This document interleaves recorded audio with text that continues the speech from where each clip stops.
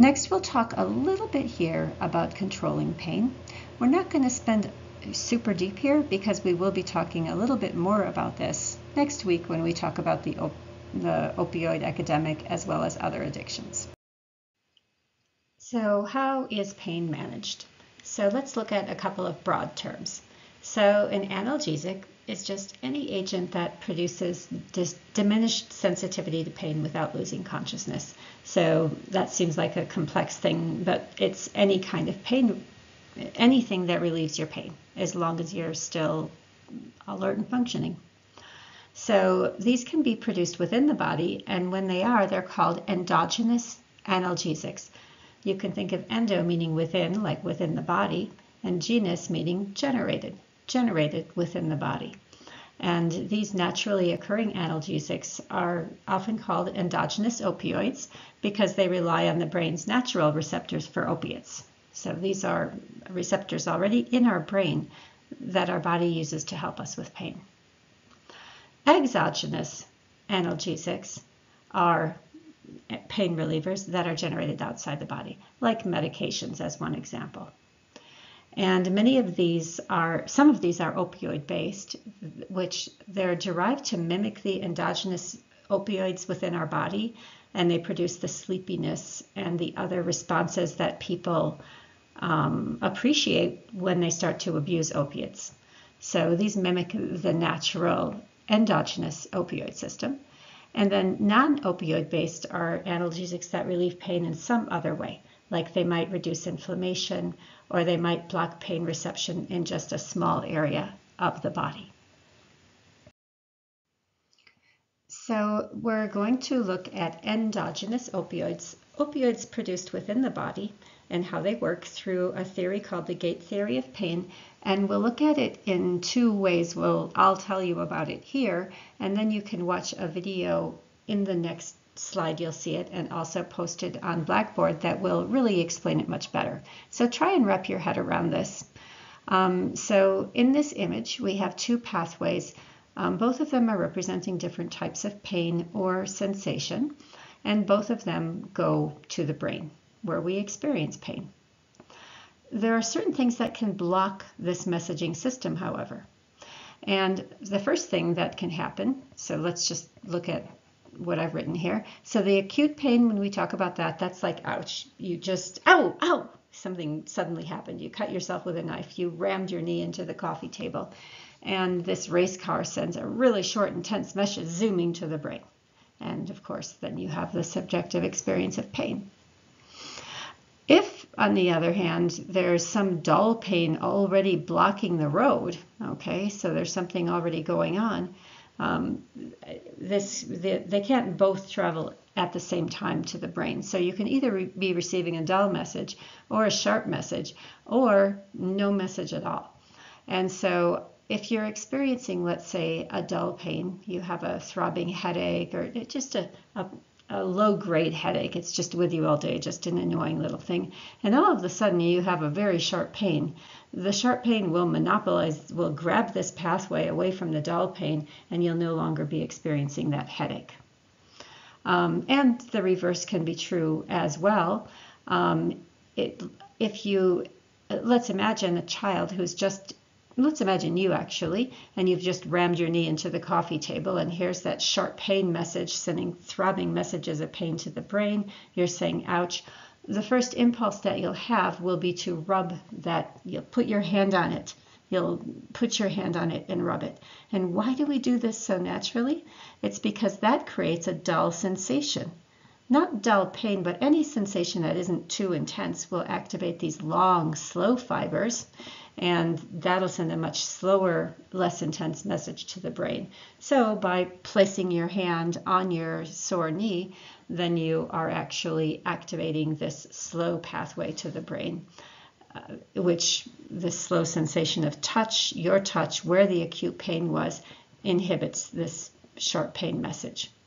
And so endogenous opioids are just opioids that block this receptivity from the brain and receptivity of a pain sensation to the brain. And as we talked about earlier in the examples in lecture 1, there are many psychological mechanisms or experiences that can also block these messages to the brain. But now go ahead and watch the video on the next slide, or also linked within the Blackboard lecture. And it's important that you watch these short little videos if you really want to wrap your head around these ideas. So that was the way that I explained it. And now I'd like you to stop this lecture and watch the 6-minute video with a much better description of this process of gate theory. But I encourage you maybe slow it down a little bit. It's a really fast talking one, or maybe watch it a second time because it's just sort of a fast talking little video, but a very helpful one for you. So what are these endogenous opioids? Well, they're analgesics, pain relievers that are produced in our body. We just went over that term. And they can be produced in the funniest ways, right? A Band-Aid can actually elicit the effects of these endogenous opioids. So the mechanisms in gate theory produce this, and so these are some of the other factors that can produce these. Our beliefs, the way we think about something. So look at this weightlifter. If in his mind he's thinking, you know, oh my God, this is horrible, he's going to experience more pain than if he believes pain is gain. Then he's going to see the pain as beneficial. Think about it with respect to menstruation, which can often be painful, especially for young girls. But what does she believe? Has she had a ceremony in which she believes that menstruation is beneficial, meaning she's a woman?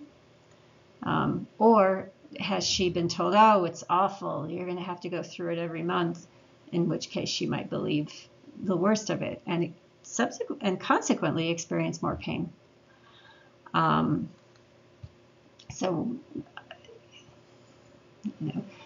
Take this medicine. This is the placebo effect. So even if this is nothing but a sugar pill or an inert substance, but the patient believes in the doctor, he or she will experience less pain, will report less of a pain experience than someone not given these medications.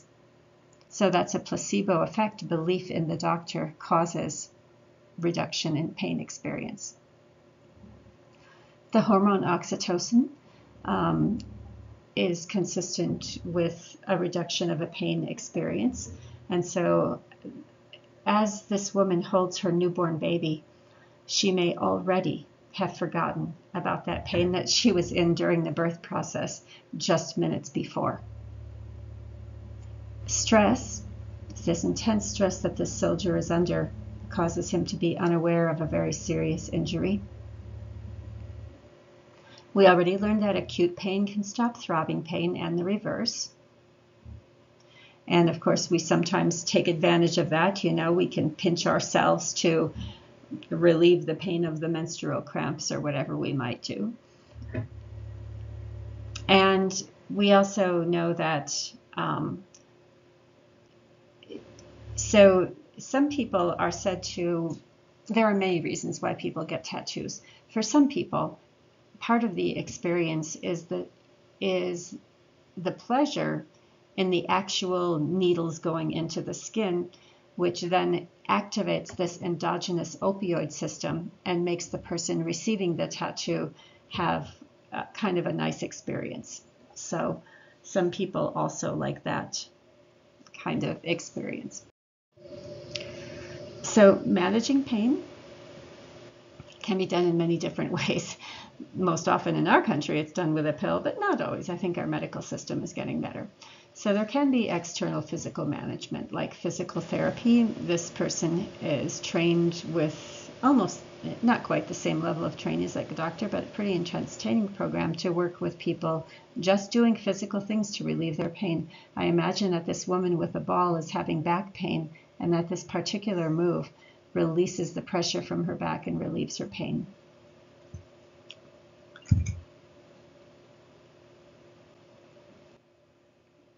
Similarly, acupuncture, that's what you see in the needles in the second image, can just perhaps stimulate endogenous opioids or perhaps block the nerve. It's unsure why it works, so they might also be blocking the nerve transmission of pain, but acupuncture can also relieve pain, and people can even have surgery without pain medication and without anesthesia, simply by someone who effectively knows how to use these acupuncture needles. So chemicals, of course, exogenous opioids, the prefix exo meaning from without. So opioids, painkillers generated from outside the body. Acupuncture, which we just discussed. Surgery, of course, trying to physically change the source of the pain within the body through going in with knives or lasers. And there's also psychological pain management. So hypnosis, again, you already know that people, when they're actually having a painful stimulus under hypnosis, they don't feel it. So this can also be used to relieve pain in general. Distraction. If you're, in some sort of pain, you can take your mind off it if it's not acute pain. If it's acute pain, that will be very difficult. Cognitive methods. These sorts of things would relate to the beliefs that we discussed on the previous slide. So changing what you believe about the source of the pain can be beneficial, or the way you think about the pain. Things like virtual reality, which is similar to what's used to relieve pain from phantom limb syndrome. So changing your sort of your view on it and relieving it through an experience that isn't actually happening to your body. And then people can self-manage pain. So mindfulness training is a way of, it's a pretty powerful practice actually that involves training yourself to step back from the pain and observe it without resisting it, and try and observe it so closely that you can detect with your mind the beginning and the end of the pain. And it's, of course, it takes a great deal of work, but it's quite an empowering process to cope with pain on your own by training your mind to observe it. So some types of pain can be worked with this way. And of course, we're not talking about cancer pain. We're talking about more of those dull chronic pains that many of us live with. And physical activity. So, I mean, I've done yoga for 30 years. I've had a very strong practice, and I can say from my firsthand experience, as well as the experience of the many people that I've been with in this practice, that certainly you can alleviate pain through the practice of yoga, moving your body in gentle ways under the guidance of a teacher or a physical therapist. So a little bit about these types of opioids that we'll talk about more last time. Again, opioids take a lot of forms. Original opioids like heroin stemmed from the poppy plant, and someone in another class reminded me of Dorothy in The Wizard of Oz falling asleep in the poppy patch because they contain opioids. Not all poppies do, of course, but some particular poppies do. And so just like Dorothy fell asleep and almost couldn't be wakened, well, that was the effects of the heroin, or the heroin is derived from those poppies, from the opioids in the poppies. And they can also cause nausea, severe itching, euphoria, a very, very happy state, and then breathing problems. So all of these things can happen with heroin. And similarly, prescription opioids can very much have the same effect. This mental confusion seems to be something that's more aligned with these prescription opioids. And of course, a great deal of pain relief. So they're very similar, actually. This next little video, once again, you should stop and watch it rather than listen to me talk about it. This is describing how the virtual reality can be used to help people get relief from pain. So opioid abuse, of course, I don't know if you could live in this country without being familiar with this problem that emerged when pharmaceutical companies, in particular Purdue Pharma, aggressively marketed new type of painkillers, OxyContin, oxycodone, to doctors who treated, say, back conditions or other kinds of pain. And the pharmacy companies told the doctors that these were not addictive. And these became heavily overprescribed. And they were in fact addicted, and people who were prescribed these, generally for chronic pain, something like back pain, very, very easy to become addicted and then begin abusing these drugs that were being prescribed so readily. These data are from a few years back. We will take another look at this. And you can see the number of deaths increasing so very much over the last couple of decades. It's a worse condition now, as you probably also know, and we have the insertion of fentanyl into the equation, and these things again we'll address next time. We also know that COVID-19 marked a dramatic increase in overdoses, so subsequent to this chart. So monthly overdoses increased during the pandemic. For example, May 2019, if there were 10 overdoses, then there were 14 by May 2020. And so this is like quite a significant increase.